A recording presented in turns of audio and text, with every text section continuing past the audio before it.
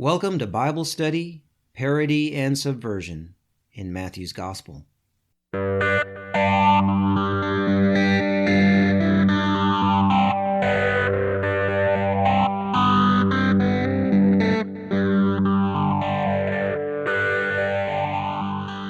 In this podcast series, I've tried to unpack the story in Matthew as a story about a Jewish Messiah written by a Jewish scribe, a scribe who, I think, was very likely a Pharisee.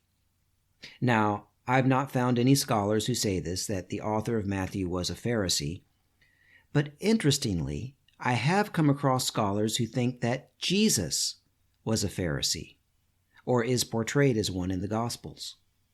Yes, Jesus. One simple line of argument that I've come across is that Jesus is portrayed as a rabbi, and all rabbis were Pharisees, since the rabbinical movement arose out of Pharisaism. That last part, that all rabbis were Pharisees because the rabbinical movement arose out of Pharisaism, may seem like a leap, and perhaps it is, but to be fair to those who make that argument, all rabbis that we know of, even before the destruction of the temple, other than Jesus, were Pharisees. Both the schools of Hillel and Shammai were Pharisaic schools. Some scholars think that Jesus was of the school of Hillel, and his arguments, the ones portrayed in the Gospels as being against the Pharisees, are actually all against the school of Shammai. But I've also heard it argued that Jesus was sometimes in line with the school of Shammai, such as in regard to marriage and divorce, over against Hillel. So that line of argument runs into some problems. In regard to the general premise that Jesus was a Pharisee, or is portrayed as one in Matthew, I just think it's far more likely that the author of Matthew is a Pharisee, or a former Pharisee, who is portraying Jesus as a peasant rabbi, who resembles Pharisaic rabbis in many ways, but is in conflict with the party of the Pharisees, who are of a higher socioeconomic class.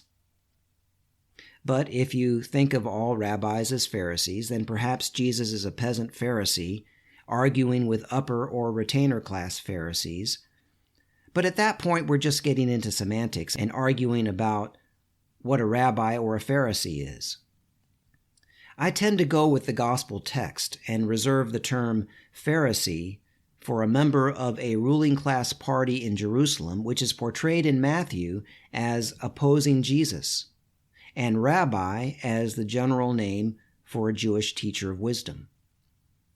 So that brings us back to the common understanding of Jesus and Pharisees. So why did I even get into that? Why is that important? This is why. Pharisees are widely understood as the forerunners of rabbinic Judaism, and most religious Jews today fall under the broad umbrella of rabbinic Judaism, from Reform to Orthodox. Since Pharisees are widely understood as the forerunners of modern Judaism, then you can see the problem in the story found in the four Gospels of the Newer Testament, in which the main enemy of the hero of the story is the Pharisees, especially if one does not think of the author as a Pharisee, or perhaps of Jesus as one. Many modern Jewish readers of the Gospel who know their history can easily understand from the story that they and their people are the enemy of Jesus. Jesus in these Gospels criticizes the Pharisees harshly. He is in constant conflict with them, and they are part of the coalition that plots to execute him. The Pharisees in the Gospel of Matthew are villains. Matthew vilifies the Pharisees more than any of the other four canonical Gospels, except maybe John. In the Gospel of John, Jesus' opponents, the villains, are not just the Pharisees, but people referred to as the Jews. Now, some scholars will say that we should translate that word as Judeans, meaning people with allegiance to the particular government in Jerusalem at that time, so not all Jews as we understand that word today.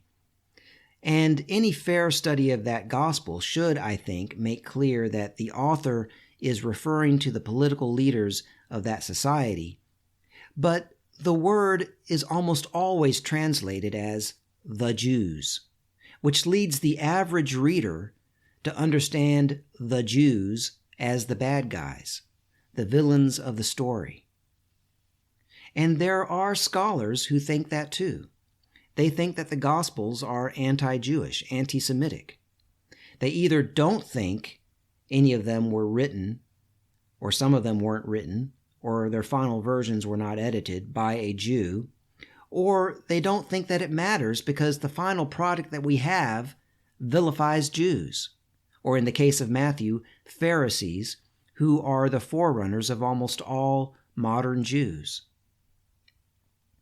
And it's not hard to see where they are coming from.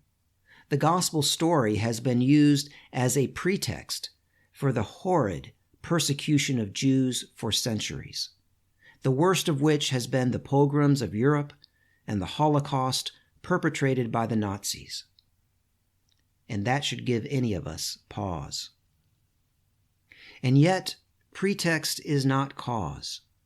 The gospel story has been a pretext for this horrible persecution.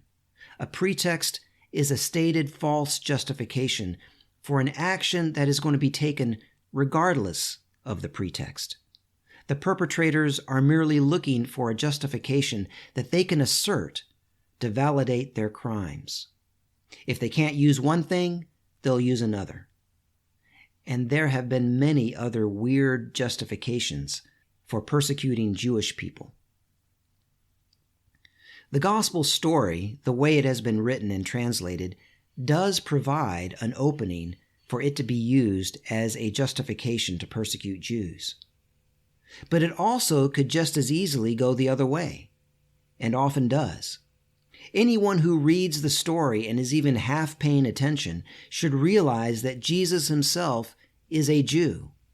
The text is very clear that whatever critique that Jesus has against his opponents in ancient Israel is an argument between Jewish people, between people of the same society and ethnic group, and that the lessons learned that we should draw from it are lessons that should be applied to our situation, and often as critiques of our own behavior.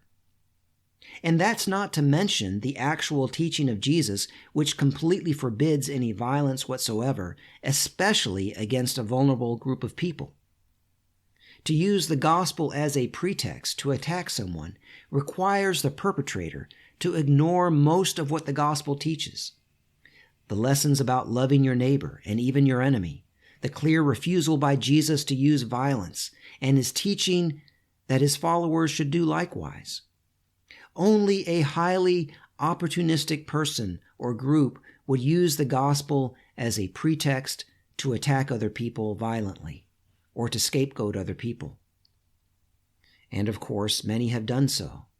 The story of Jesus is constantly invoked as the stated motivation or part of the motivation behind scapegoating, fear, hatred, and war. But it is very clear to me that those who use the gospel this way clearly have not spent much time reading it, or are influenced by other factors and motivations beyond the gospel itself, and have merely impressed the story into their hateful program, contorting and twisting it until it is no longer recognizable to anyone familiar with the actual texts of the Gospels that we have, even in the worst English translations. The fact that this happens frequently does not, I think, diminish my argument because, unlike any other story, this one just so happens to be the central story of the dominant religion in our society. So it is the one that people often feel they need to commandeer for their cause, whatever it is. So if they want to scapegoat an ethnic or religious group or start a war, they have to recruit Jesus for their cause.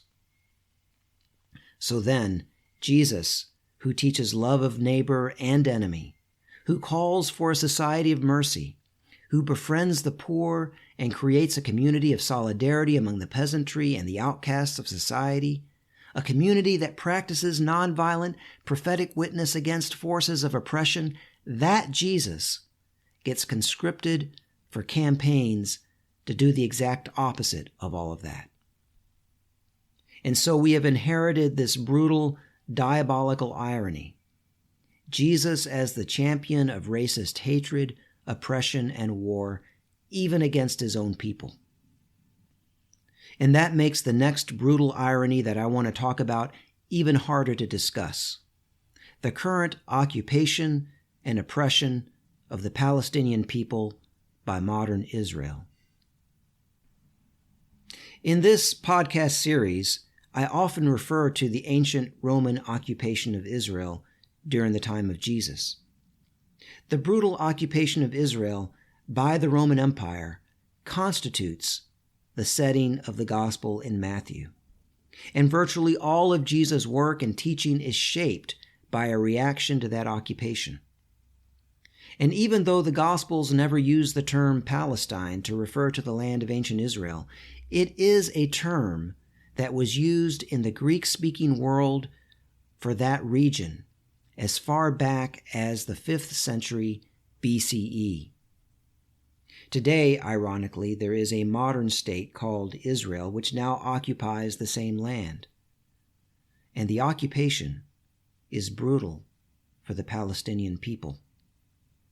To make a brutal irony even more brutal, the creation of Israel in the land of Palestine and its subsequent occupation of the rest of the land of Palestine is a fairly direct result of the severe persecution of Jews in Europe by people whose religion centers on a Jewish Messiah that taught love of neighbor and enemy.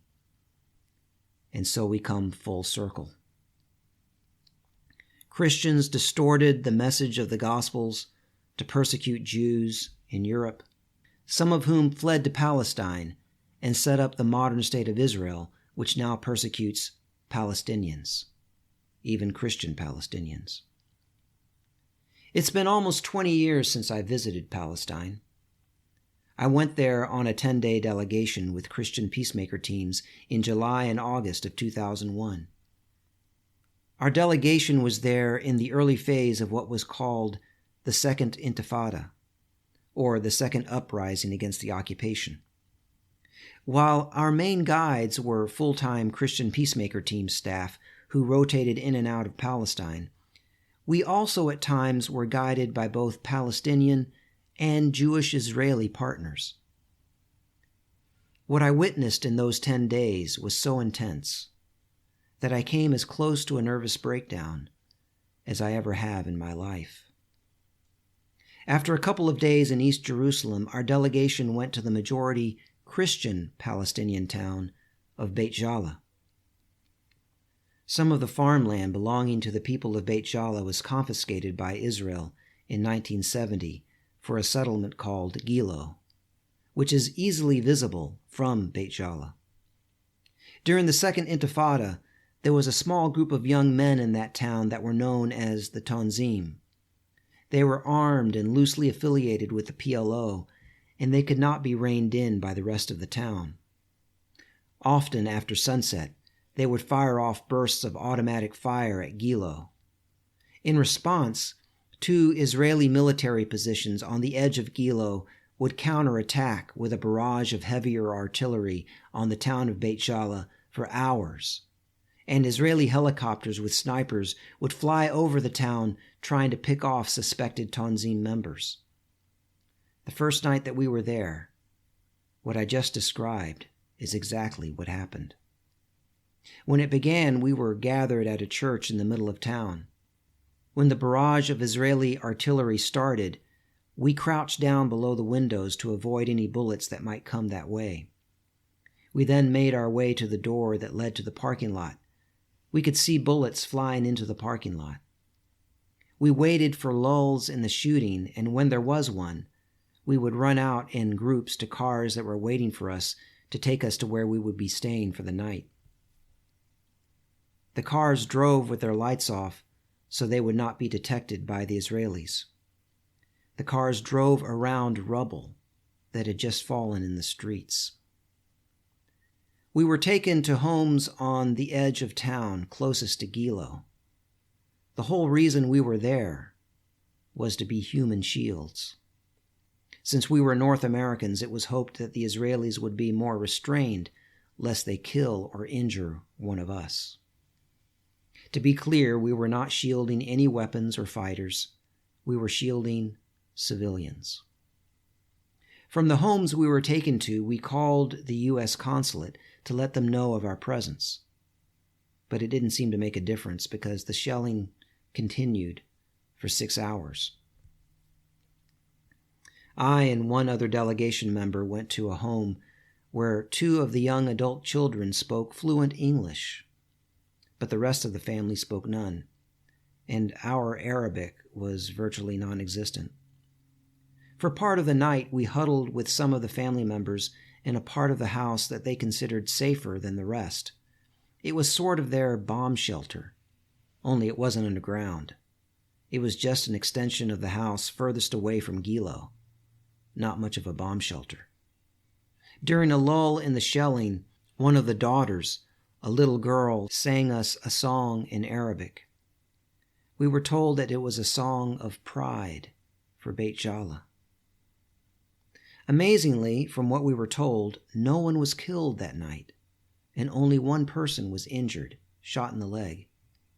That still amazes me to this day, but we were told that that was normal, although people did get killed on some nights. Most nights, everyone survived.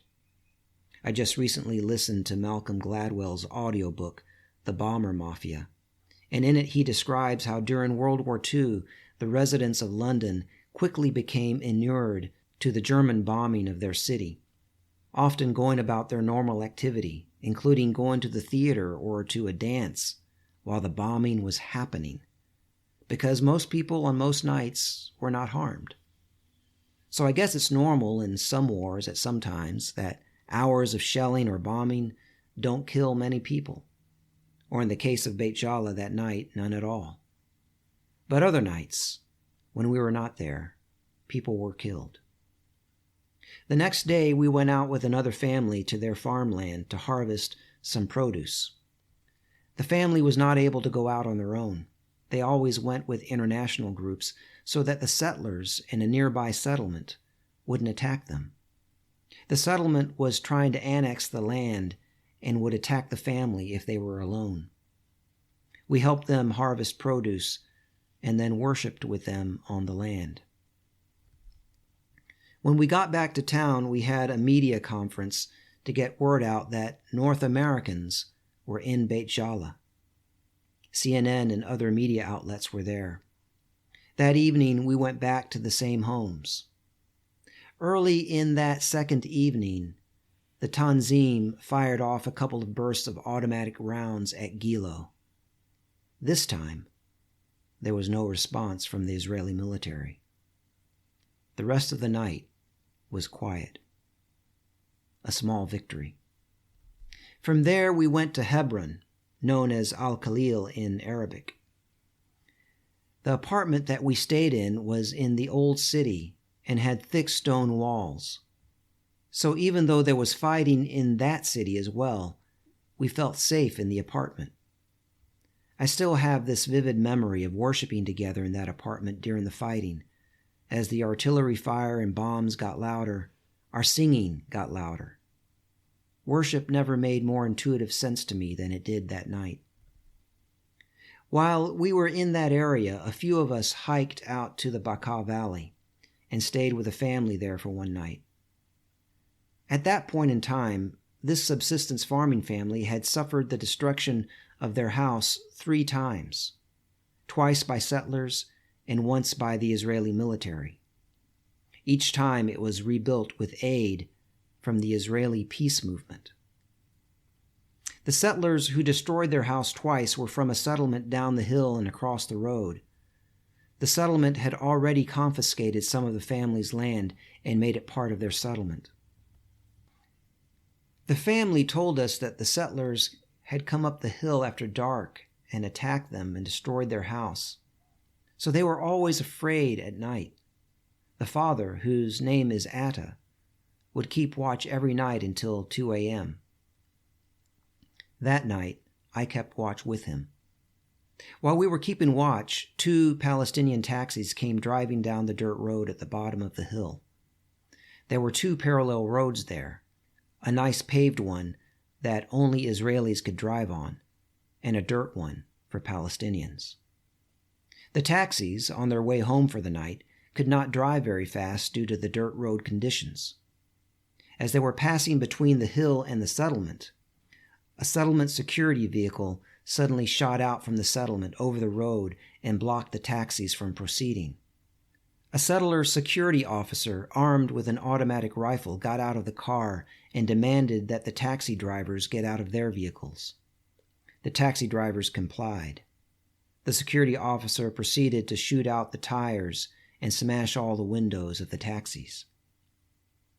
I went down the hill with Atta, who got some of his brothers who lived in another house halfway down the hill, and we got the men from the taxis and brought them back to the brothers' house for the night.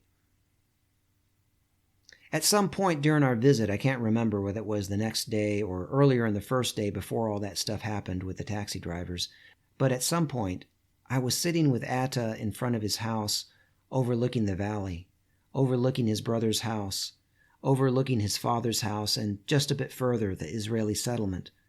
And Atta said, "We can have peace. There's enough land for everyone." I should also add that during our trip, we visited 2 different Palestinian organizations working on nonviolent resistance to the occupation, one in Beit Sahur and one in Hebron. That was all 20 years ago. Things have only gotten worse since, especially in Gaza, but in the West Bank too, including East Jerusalem, where we have recently seen in our own news media the violence against the Palestinian families there as settlers attempt to push them out and take their homes. This is the reality for many Palestinians living in East Jerusalem and the rest of the occupied territories. Their land and homes are constantly under threat. It is a slow ethnic cleansing by settlers, backed up by a national military, very much like what happened in North America. If you want to learn more, I encourage you to look up Beit Tselem, spelled B''T''Tselem, Beit Tselem, www.beittselem.org, or you can just do an internet search for Beit Tselem. They are an Israeli human rights group that painstakingly documents all the home demolitions and fatalities in Palestine, as well as provides other analysis and news that you won't get anywhere else.